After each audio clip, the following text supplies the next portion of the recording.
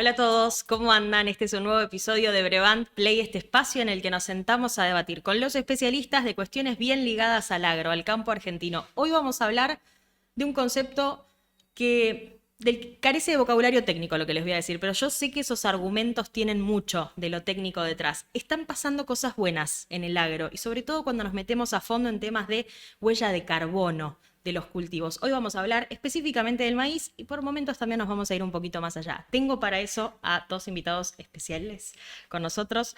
Justina, bienvenida. Justina Gual es responsable de sostenibilidad de Corteva AgriScience. Qué bueno tenerte acá. Gracias, Carola. Gracias a por vos. la invitación. Miguel Taboada, un hombre ya también muy conocido en estos espacios. Miguel es ingeniero agrónomo, es profesor titular de edafología en la Facultad de Agronomía de la UBA, es director de Carbon Group Agroclimatic Solutions, es miembro de la Academia Nacional de Agronomía y Veterinaria y está con nosotros. Bienvenido. Bien, muchas gracias.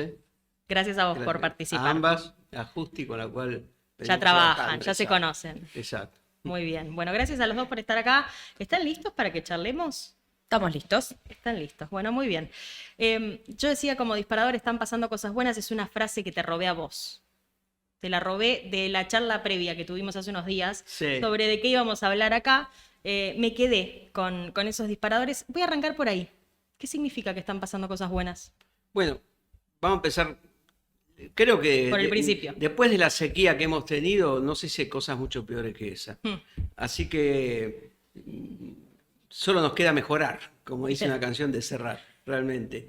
No, y están pasando cosas buenas porque creo que, espero no equivocarme, se avisora un futuro, la verdad, muy, muy estimulante. Muy estimulante porque creo que el contexto va a permitir todavía una mayor adopción de tecnologías y que permitan una mejor sustentabilidad. Esta mejora en tecnología ya está ocurriendo, no es que esto no está sucediendo. No es el futuro. No, y Es tampoco hoy. estamos hablando de cosas muy sofisticadas, estamos hablando buen manejo de suelos con rotaciones adecuadas, con posibilidad de usar insumos que permitan una mejor sustentabilidad, fertilizantes claramente, fertilizantes con tecnologías más avanzadas. En fin, hay un contexto y un futuro que creo que nos permite ser optimistas en este sentido.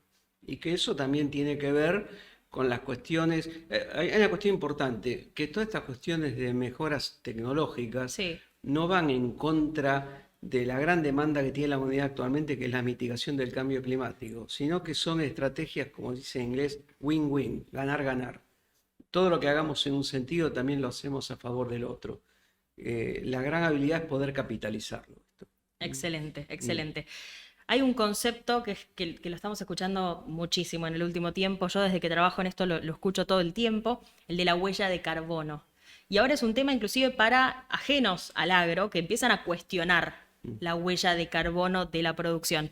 Arranquemos desde la base. Hablanos de qué es la huella de Yo carbono. también cuestiono cosas. A ver. Mi peso. Lamentablemente, la única verdad es la realidad. No podemos cuestionar la huella de carbono. Pero no es un algo problema que para la existe. sociedad. Ok. Es algo que existe. En tal caso voy a cuestionar la balanza. Realmente. Ok. No, por eso, perdón que sea tan directo, pero vamos a empezar por un lado. La huella de carbono es algo que existe. O sea, Bien. en tal caso ese cuestionamiento no es hacia su no existencia. Vamos a tratar de explicar qué es la huella de carbono. Queremos. La huella de carbono, por empezar, no es algo atinente al campo o al sector agropecuario, es atinente a cualquier actividad que hagan los seres humanos. Todo lo que hacemos tiene huella de carbono. Todo, todo. Y tan es así que un poco la madre de todo esto es lo que se hace a nivel de todos los países, la Argentina entre ellos, donde en general los inventarios, la huella de carbono es el balance entre las emisiones y absorciones o capturas de gases de efecto invernadero.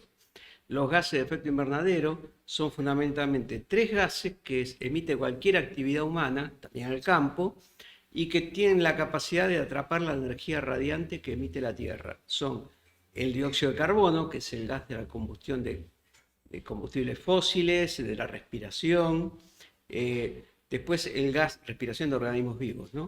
Después el óxido nitroso, que es el gas fundamental que emite el sector agropecuario, los suelos de gestión agropecuaria, y el metano, que emite mucho el sector agropecuario fundamentalmente a través de la ganadería, Claro. pero también los arrozales, Y también fundamentalmente todo lo que tiene que ver con derretimiento de glaciares, derretimiento de suelos congelados.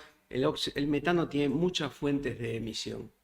Todo esto que estoy hablando un poco surge de los inventarios nacionales que hacen los países y que presentan a Naciones Unidas y que lo dividen en 5 sectores, que es por un lado el sector energético, el sector de procesos industriales, el sector se llama FOLU en inglés, que básicamente es de cambio usos de la tierra y forestería y forestación, que ahí incluye el sector agropecuario, y después está todo el sector de manejo de residuos, es decir, todo el sector de manejo de residuos y otro sector adicional más, que es todo el sistema de la emisión de gases de sistemas de refrigeración, donde ahí entran otros gases de efecto invernadero que no mencioné, que son los clorofluorcarbonados, que ya llevaron a que en el mundo cambiaran los sistemas de refrigeración, por ejemplo.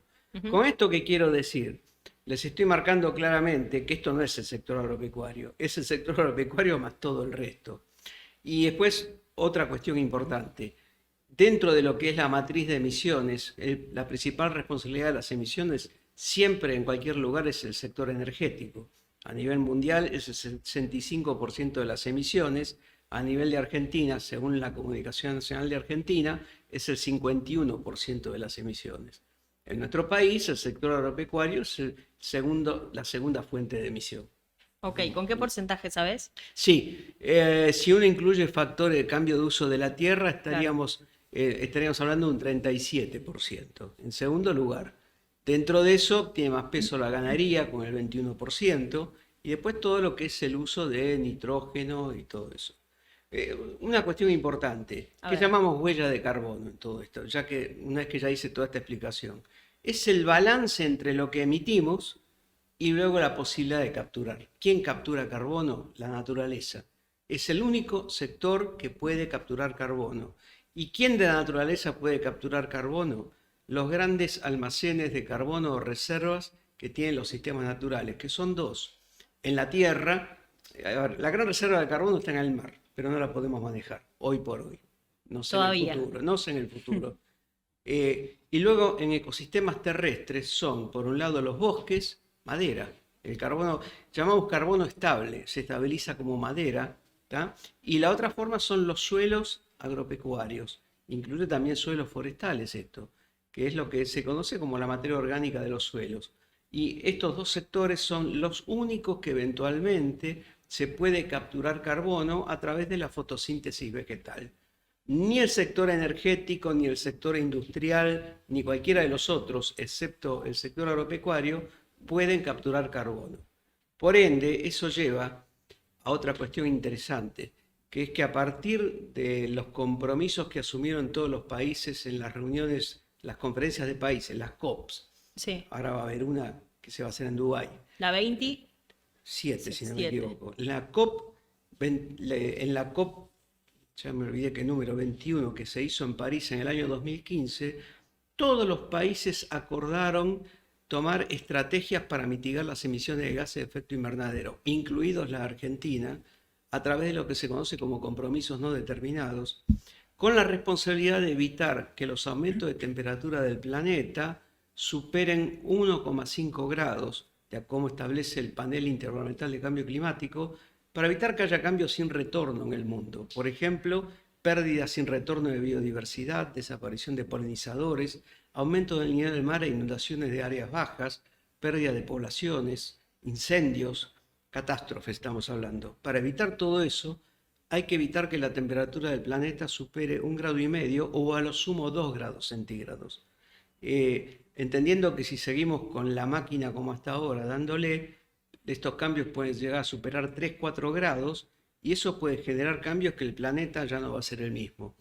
Entonces, la mayor parte de los países del mundo están estableciendo medidas, muy concretamente en Europa pasa esto ya, para, por un lado, bajar las emisiones de gases de efecto invernadero y llegar a un compromiso de carbono neutralidad hacia el año 2050, y la otra cuestión es incrementar los niveles de captura en los sistemas naturales. O sea, ser parte de la solución a ese problema. Sin duda. Y hay una conciencia muy fuerte de que si no es a través de la naturaleza, lo que se llaman las soluciones basadas en la naturaleza, el mundo no va a poder llevar una carbono neutralidad hacia mediados del siglo actual, y no, con lo cual podemos llegar a tener problemas realmente de muy difícil solución.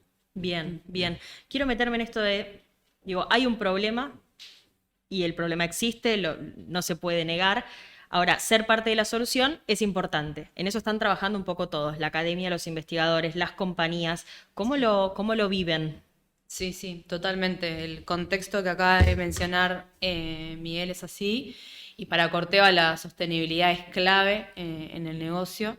Ya somos una compañía de hace 5 años dedicada al agro y es de esa manera que tenemos una estrategia de sostenibilidad que involucra ciertos pilares, que habla de la innovación sostenible, de la biodiversidad, del clima, de cómo reducimos las emisiones de gases de efecto invernadero.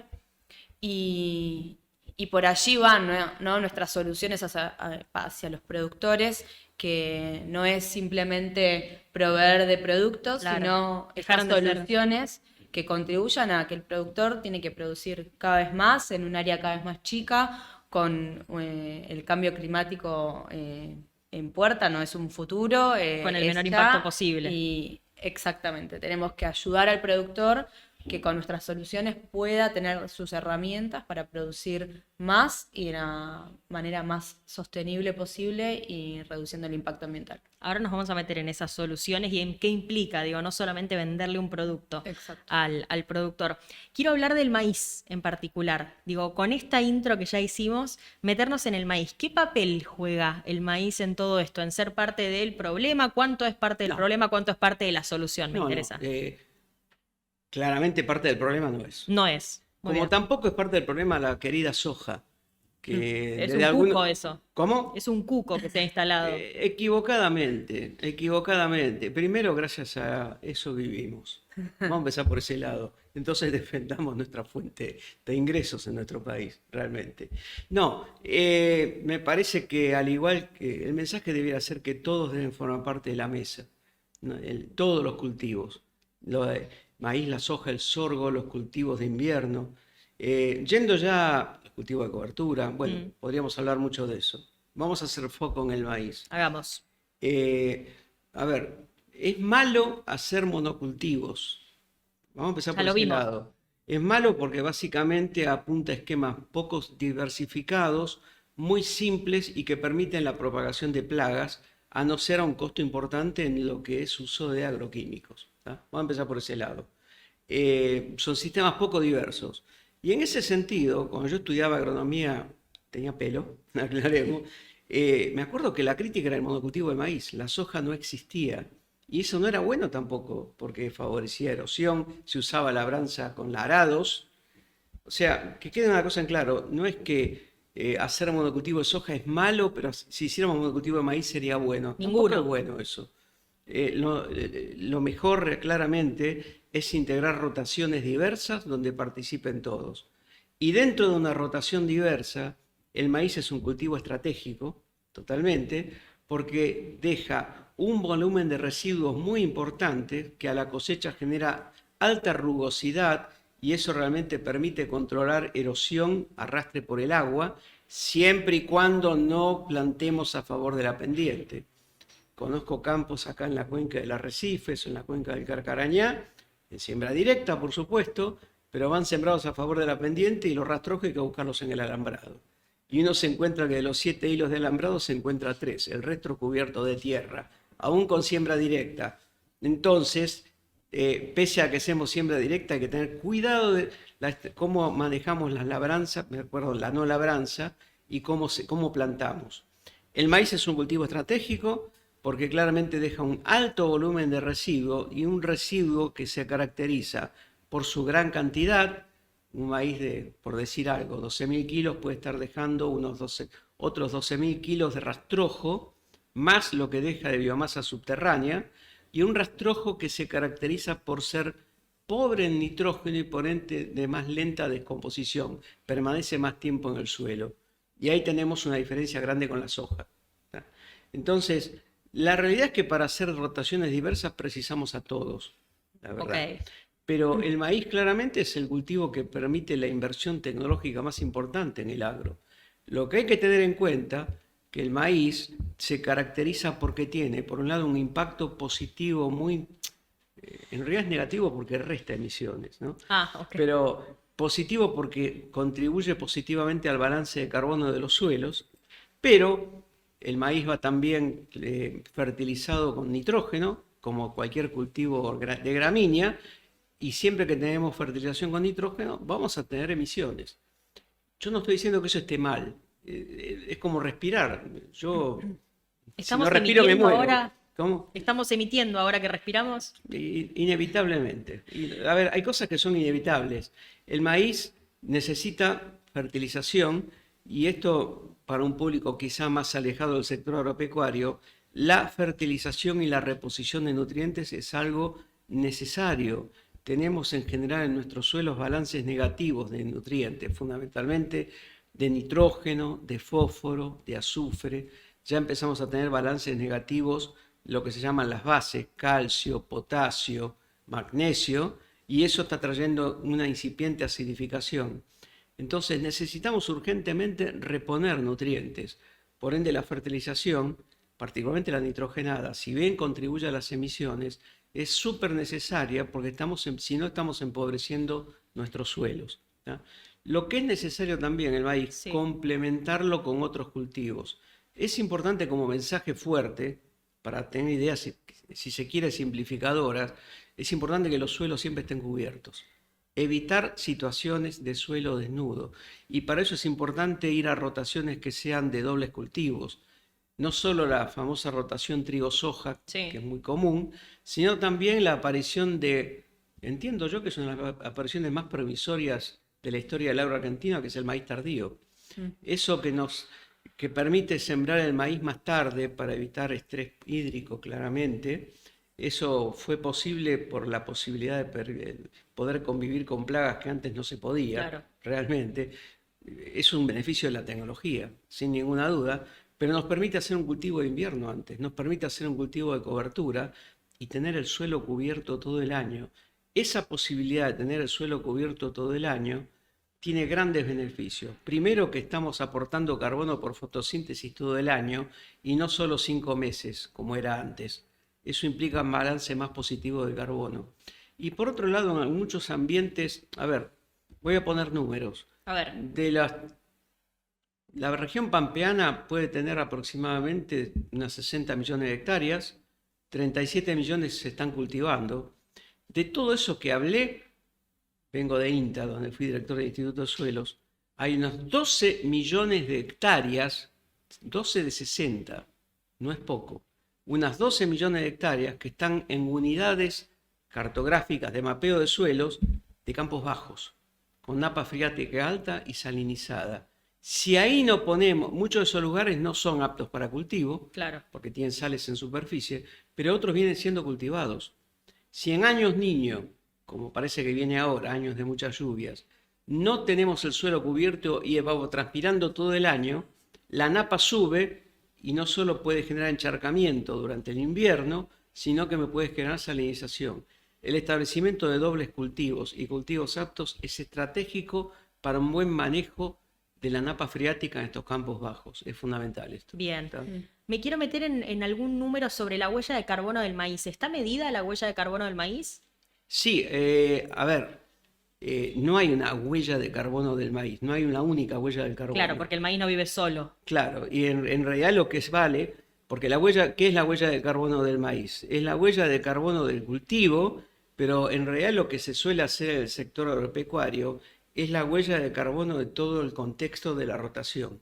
Ok. Nosotros en la consultora usualmente trabajamos con 3 o 4 años que incluyen varias campañas agrícolas que están incluyendo no solo este año que hice maíz, sino lo que hice en ese invierno, que capaz que es una vicia de cobertura, capaz, o capaz que puede ser hasta trigo, ¿tá?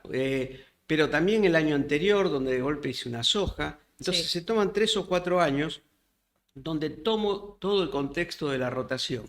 Y lo que sirve es medir esa huella de carbono, que es lo que realmente es útil.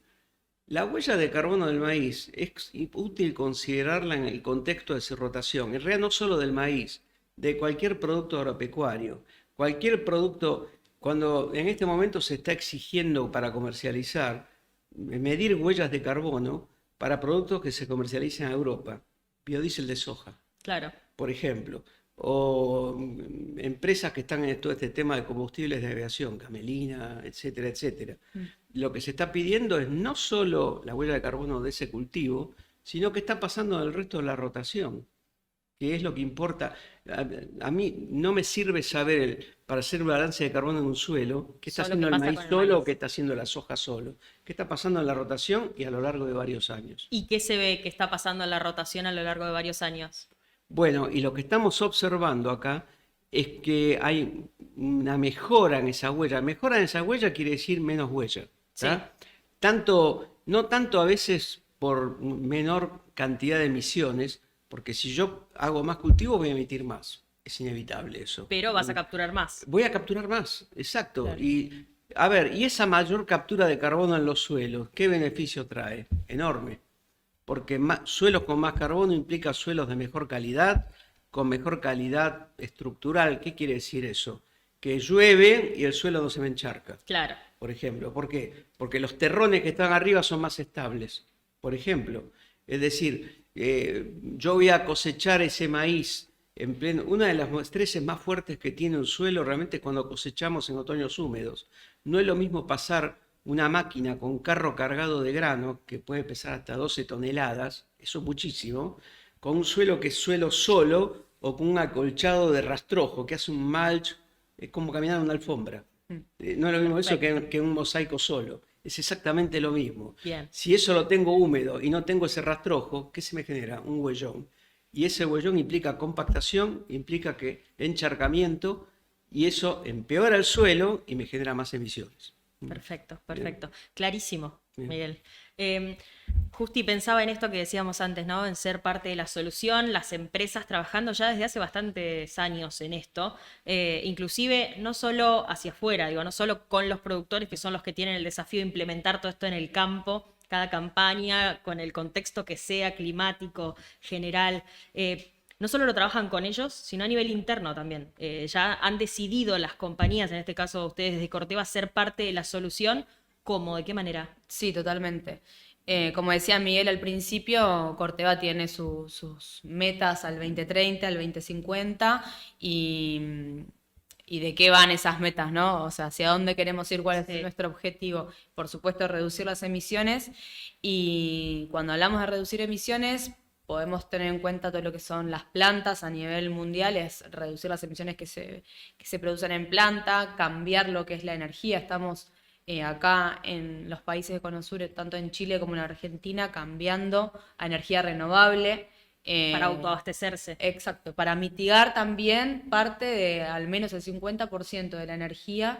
Ya en 3 plantas de Chile y 2 acá en Argentina arrancamos en el 2024 para tener el 50% de energía renovable. Y después Corteva produce su propio maíz, entonces es como que somos un gran productor de maíz y todo esto que está hablando Miguel lo tenemos en cuenta no solo en el mensaje de las soluciones para el productor, sino internamente, así que nuestras hectáreas bajo producción de maíz también están siendo utilizadas con una eficiencia de uso de los recursos, como dice Miguel, el tema de la fertilización. Si bien es muy importante fertilizar y contribuir en el manejo productivo con los nutrientes necesarios, aportamos también desde nuestro portfolio. Tenemos 2 productos nuevos en los últimos 2 años que lanzamos, que son optimizadores nutricionales, que es todo lo que A ver. hacen. Es Instinct y Utrilla N. Que bueno, el Utrilla enzima tiene la particularidad de ser un producto biológico, es una bacteria, pero ambos productos los integramos en un grupo que les decimos optimizadores nutricionales, porque lo que hacen es estabilizar el nitrógeno tanto del suelo como el del fertilizante que se aplica, justamente para reducir las emisiones que se provocan desde la fertilización nitrogenada, evitar las pérdidas por desnitrificación, lixiviación, y poder contribuir con una bacteria que fije nitrógeno atmosférico en la planta y esté viva y transcurriendo durante todo el ciclo de vida de la planta, fijando nitrógeno cuando la planta necesita, es una fuente inagotable y adicional de nitrógeno que contribuye a esto que dice Miguel de seguir aportando los nutrientes que la planta necesita pero de otra manera, manteniendo un uso más racional de los recursos, pero apostando a que el productor y nosotros en este caso produzcamos más y con menor impacto ambiental. Ahí hay todo un universo en el de los biológicos, los productos biológicos. Sí, es muy grande. Cada vez nosotros estamos ya desde el año pasado con 2 compañías nuevas dentro de la empresa apostando mucho al portfolio de biológicos, así que ya este año particularmente lanzamos esta bacteria Utrilla que es muy disruptivo y la verdad que fue adoptada por los productores al instante, ya está siendo aprobada en diversos cultivos. Y el camino es eterno, esto Me es imagino, infinito. largo plazo y con mucho foco, sí, en los productos biológicos. Y en lo externo, digo, más allá del portfolio, de las soluciones o los productos que ustedes ya le vendían y van renovando y le venden a los productores, hay toda una cuestión de servicios, si se quiere, que me parece empezó a crecer mucho en los últimos años, ¿no? En dejar de solo venderle un producto, acercarse desde otro punto de vista, la sostenibilidad es un pilar bastante fuerte acá. ¿Qué se hace por fuera, más allá, con los productores, más allá del producto en sí? Exacto. Déjame que vuelva un cachito Volvé. antes a esto que decía Miguel de tener en cuenta solo el maíz o la rotación. Yo creo que cuando hablamos de balance, hablamos de reducción de emisiones o de secuestro de carbono, no es el hecho de hacer agricultura nos va a favorecer el secuestro de carbono, sino Claro. cómo lo hacemos, ¿no? Ok. Entonces ahí hay que integrar todo lo que es un manejo productivo. Si es el portfolio, si es cómo siembro, cuál es mi rotación, si uso cultivo de cobertura.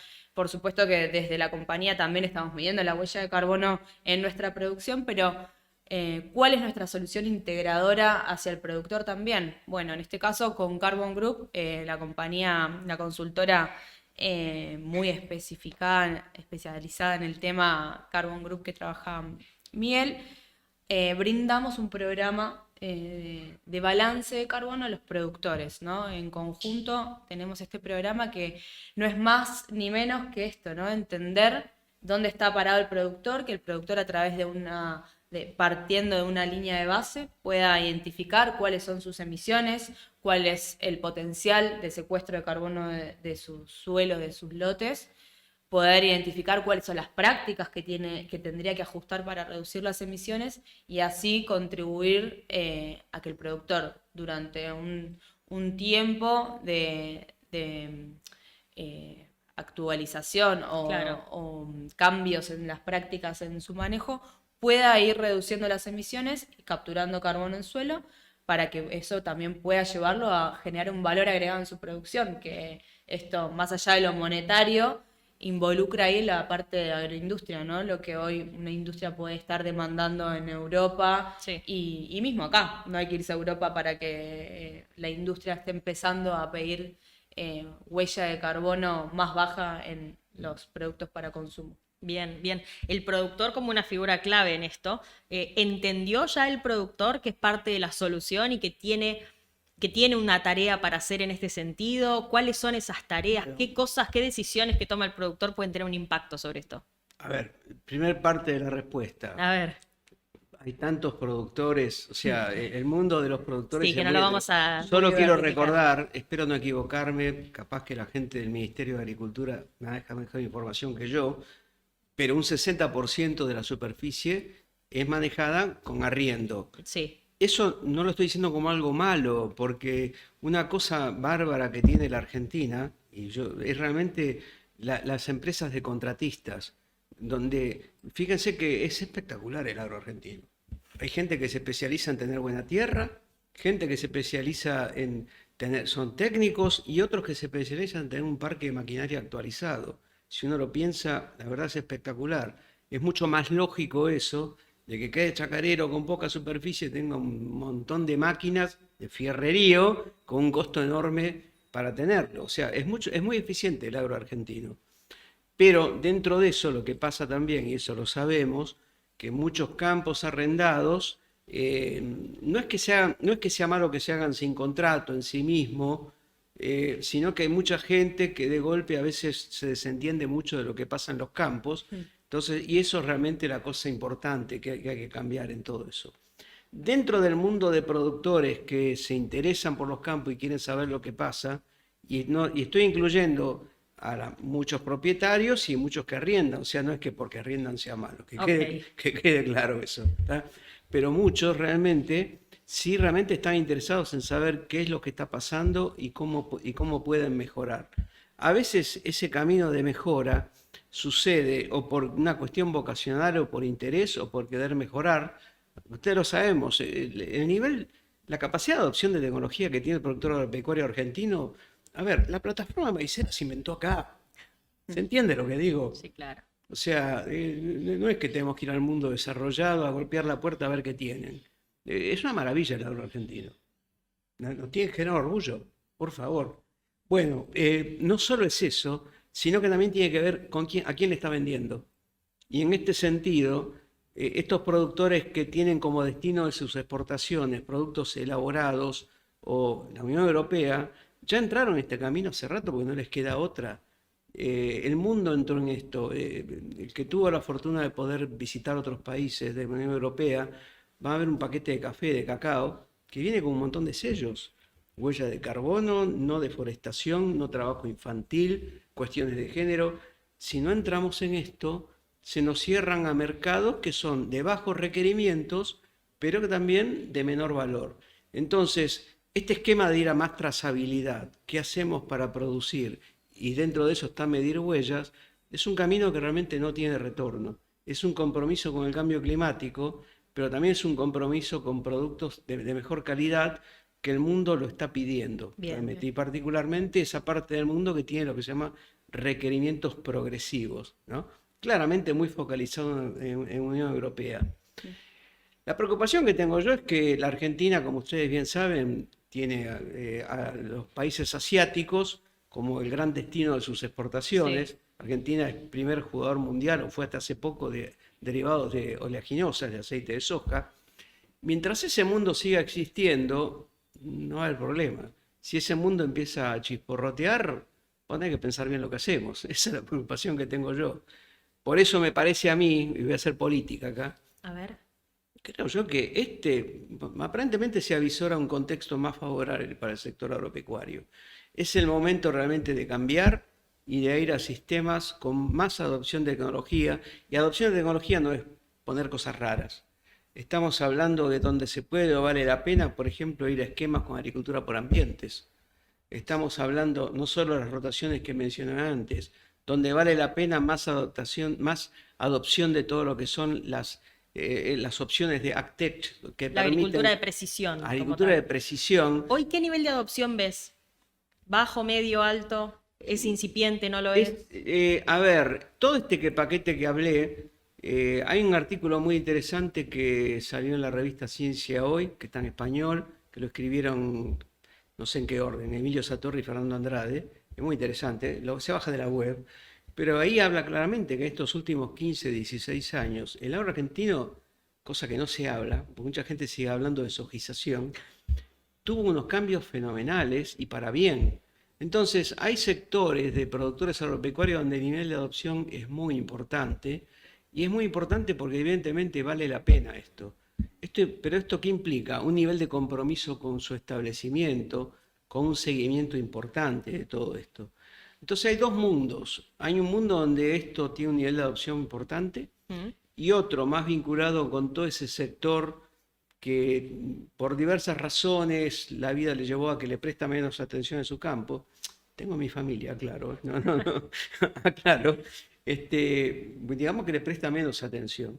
Yo creo que este contexto económico quizá contribuye a que se facilite una mayor adopción de estas tecnologías, que en realidad es un camino virtuoso. Bien. Es el mensaje fuerte que hay que dar. Que Ok. meterse a medir cosas, medir huellas, medir esto, realmente es un camino virtuoso y que ya no retorna, porque empiezo a hacer bien las cosas y todo me empieza a funcionar mejor. No es que de golpe, yo sacaba 12.000 kilos de maíz y empecé a sacar 20.000. No es así tampoco, eso no es cierto. Pero lo que uno ve en suelos bien manejados, uno lo ve mucho esto, es que las caídas que hay en años de crisis, no digo el desastre del año pasado con la seca, que no hubo agua de nada, pero en los años de crisis, los valles, las caídas, son mucho más atenuadas. Entonces me permite tener un sistema con un poder de tamponamiento, de buffer, se llama eso, importante, Bien. que no me sirve tanto como para realmente tener picos enormes, porque eso depende de poner todos los soldados en la cancha. Buenos materiales, buenos híbridos, buena nutrición y bueno varias cosas. Pero tener los suelos bien cubiertos, que conserven agua, conserven humedad y no se vuelva un garrote, de golpe me permite que un maíz, en lugar de caer en años malos a 4.000 kilos por hectárea, una catástrofe, Sí. y bueno, me caen a 8.000 kilos, que más o menos salvo la plata, aunque sea. Bien. Sirve para eso. No es un electrocardiograma la producción del campo, sino algo mucho más atemperado. Perfecto. Entonces, para eso sirve. Bien, bien. Me hablaste de las 4 Rs. En algún momento me parece que es un concepto que no dejaría fuera. Excelente. Tenía que haberlo dicho yo. Dale. A ver, Sí, pero bueno, claro, con No, Miguel no, adelante no. me da un poco de vergüenza hablar No, de por esto. favor. En realidad no lo inventé yo tampoco. Sí, las 4R o las 4C en castellano, Sí. pero creo que... ¿4C? Bueno, mierda. Correcto. Bien. a ver, Eh, ¿cuáles son? Es la fuente, la dosis, el momento y el lugar de los fertilizantes, ¿no? ¿Y la C? De los nutrientes. Correcto. Correcto. Tiene right. En inglés es Porque right. las 4R es right. Claro, Ahí está. right. No, creo que está bueno el concepto como para integrar lo que decía hoy Miguel en cuanto a la fertilización nitrogenada, Sí. el impacto que tienen las emisiones. No vamos a promover a dejar de fertilizar, pero es muy importante tener en cuenta estas 4C o estas 4R al momento en la rotación que nos encontremos y el cultivo en cuestión, considerar que no es lo mismo aplicar de más que de menos, en un momento donde el cultivo todavía no lo está necesitando y ese nitrógeno puede perderse por lavado, dependiendo del suelo. Creo que son conceptos que tienen que integrarse en esto que decíamos hoy del portfolio de los insumos que estamos aplicando dentro del cultivo. Y acá te lo uno un poco con lo que te mencionaba anteriormente, ¿no? Desde Corteva contribuyendo al productor con estas nuevas soluciones biológicas, ¿no? Un Nutrilla que nos facilita un poco esto de las 4Rs y su manejo.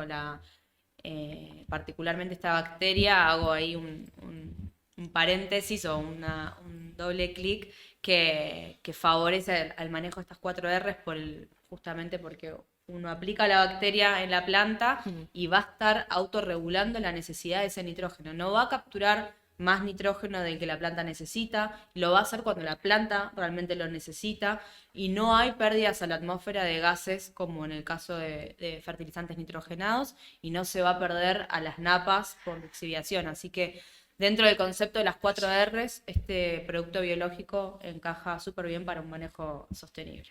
excelente. Nos vamos a meter a jugar en unos minutos nada más, así que quiero una reflexión de los dos sobre esto que venimos hablando. ¿Qué mensaje queremos dejarle a las personas que nos están viendo? ¿Están pasando cosas buenas? ¿No están pasando cosas buenas? ¿Se vienen cosas todavía mejores? Estamos vivos. Que ya es mucho. Estamos vivos. Y eso es bueno. Y yo creo que en el sector agropecuario tenemos un futuro muy lindo que está viniendo. Bueno, aprovechémoslo, realmente. Así que no. Muy bien. Yo soy optimista. Me encanta. En la Argentina no tiene buena prensa ser optimista. No, pero Lo que paga es ser escéptico siempre, ¿no?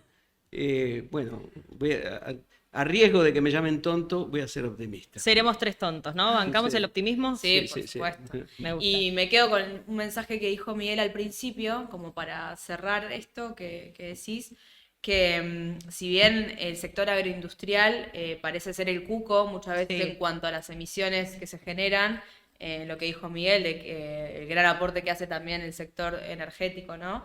Pero nosotros también, aunque estamos en ese podio de emisores de gases, también tenemos la posibilidad de ser la solución y somos los únicos que tenemos la posibilidad de capturar carbono en nuestros suelos y seguir trabajando con todas estas herramientas para reducir emisiones. Así que, por supuesto que hay un resultado positivo para encarar. Me encantó. Una, Sí.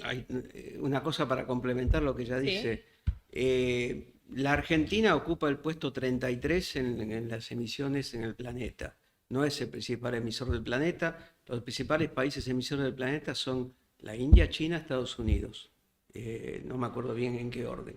Argentina está en el puesto 33 y dentro de Latinoamérica hay otros países que están por encima, por arriba de Argentina. Claramente Brasil y México con otra potencia industrial. Claro. Pero donde la Argentina ocupa un lugar muy importante es en la capacidad que tiene de mitigar emisiones por la gran cantidad que tiene de ecosistemas naturales, bueno, Brasil también obviamente, y donde la Argentina sí se pica en puntas en suelos negros, suelos que son una fenomenal reserva de carbono. Entonces tenemos una oportunidad importante, hay que hacerla valer, ¿no? Hagámosla valer, Claro, me gusta, me claro. gusta. Vamos a jugar, me quedan poquitos minutos antes de que me reten, me estoy pasando del tiempo. Vamos a jugar a esto que se llama Derribando mitos. Yo acá les dejo una pizarra a cada uno con su marcador, del otro lado tienen para borrar. La idea es que yo les diga una premisa, un concepto, y ustedes me van a escribir la B corta si es verdadero o la M si es un mito. O un signo de interrogación. O un signo de Yo qué interrogación, sé. no sabe, no contesta, ni idea. También es opción, está bien, te vamos a dar una tercera Opción. chance. Opción.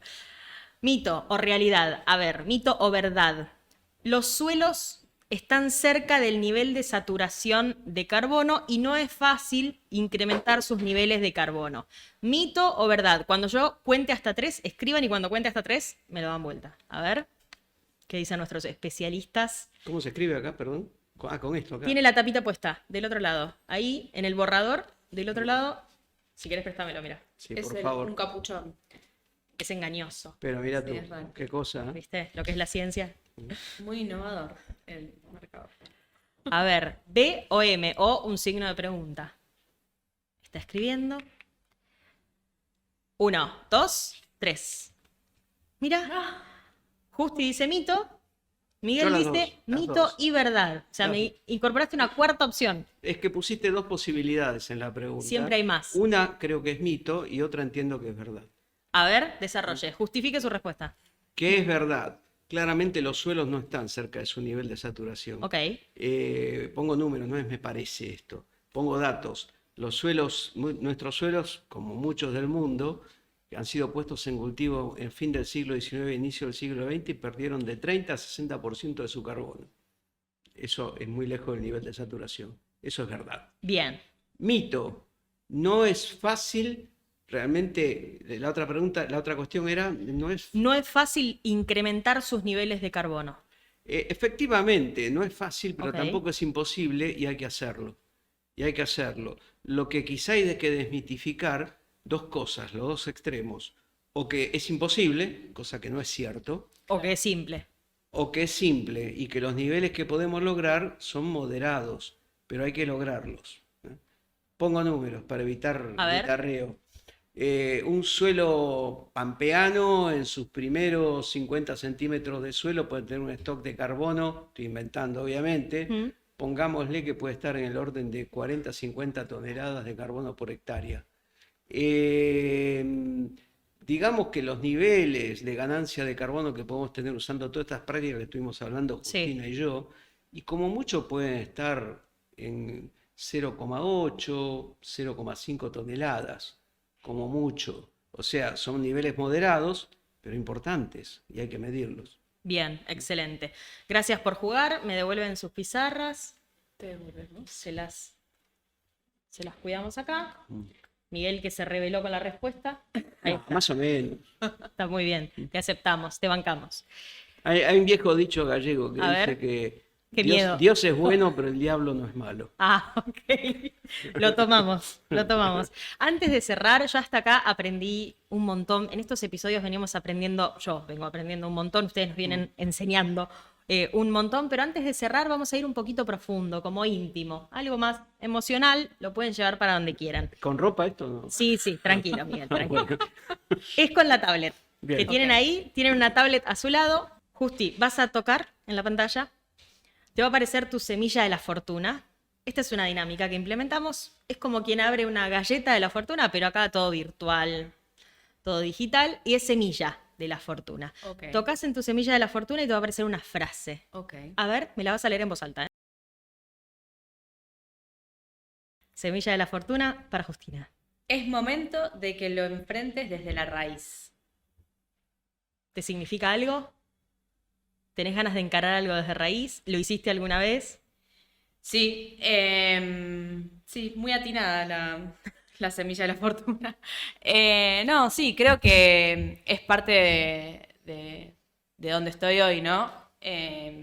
Yo soy ingeniera agrónoma y Sí. arranqué ya hace 12 años en Corteva y hice una carrera que me fue llevando desde lo técnico a lo comercial y justamente por mis motivaciones, mis gustos, mis preferencias que fui encontrando y dándome cuenta durante todo el proceso, entendí que esto de la sostenibilidad, el manejo integrado, entender qué quiere el consumidor, la Sí. agroindustria, qué podemos aportar desde Corteva al productor para producir más y mejor, era un poco mi deseo y bueno, y acá estoy, así que Me encanta, sí. me encanta. Salió bien ese Sí. encare de raíz.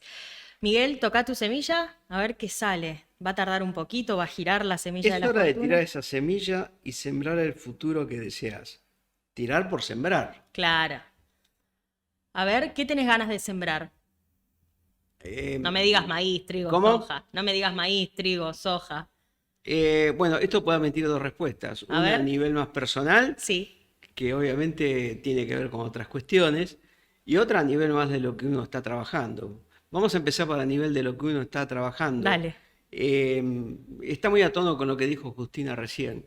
Creo que es el momento para realmente encarar todas estas cuestiones que tienen que ver con huellas, con sostenibilidad. El mundo ya está cambiando y hay un mundo ávido por todas estas novedades. Yo doy, como profesor doy charlas en la facultad a los chicos y les cuento un poco. Total, el día que esto pase no voy a estar. Les digo, ¿con qué mundo se van a encontrar dentro de 30, 40 años? Un egresado de la carrera que sea va a estar trabajando en los próximos 30, 40 años. ¿Con qué mundo se van a encontrar? Y bueno, discutimos un poco eso, ¿no? Pero que claramente en lo que es el sector nuestro agropecuario, si bien hay cosas que no hay certidumbres, pero hay otras que sí. Y es un mundo más diverso, más complejo y que realmente demanda, quizá la palabra clave es trazabilidad con Sí. Z. Es decir, ya no es que producimos de cualquier manera, sino que alguien está vigilando. ¿Cómo? ¿Recuerdan?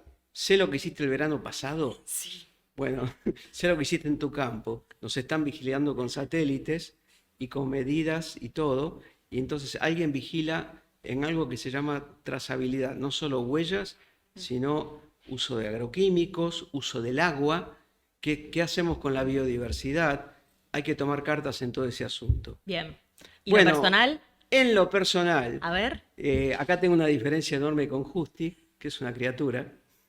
Yo ya tengo 68, te he hecho un pibe, pero tengo 68. ¿De verdad? Entonces realmente soy consciente que estoy quemando, entiendo que me quedan muchos cartuchos, pero son los últimos ya.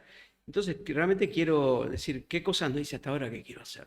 No me voy a tirar en paracaídas, lamentablemente. Contame una. Bueno, algo muy simple y que ya lo estoy haciendo. Siempre tuve la frustración, me gusta mucho la música, me gusta mucho cantar, creo tener buen oído musical, estoy aprendiendo piano Espectacular. y me sorprendí con profesora, ojo, estoy en los palotes, No que importa, quede no claro, importa, me pero me encanta. sorprendí en pocos meses Qué lo que bien. pude llegar a, ya pasé con nota y con oído el himno nacional o el pericón nacional. Pero eso no está. O sea, esto es válido para un tipo de mi edad, pero es válido para todos. Aprender algo. No ir dejando asignaturas pendientes. Siempre hay Eh, para aprender. Me eh, encantó. O sea, menos visita al psicólogo y más cumplir con los objetivos. Me gusta, de todo un poco. Gracias, Sí, gracias no, a los dos. Gracias Justi. por la Chao. invitación. Gracias a los dos, de verdad. Sí. Fue re lindo tenerlos. Gracias a todos Bueno. ustedes que se quedaron también hasta el final del video. Los invito a ponerle like a este video, a suscribirse al canal de Brevant y por supuesto a estar atentos porque siempre hay mucho más contenido para compartir con todos ustedes. Gracias y será hasta la próxima.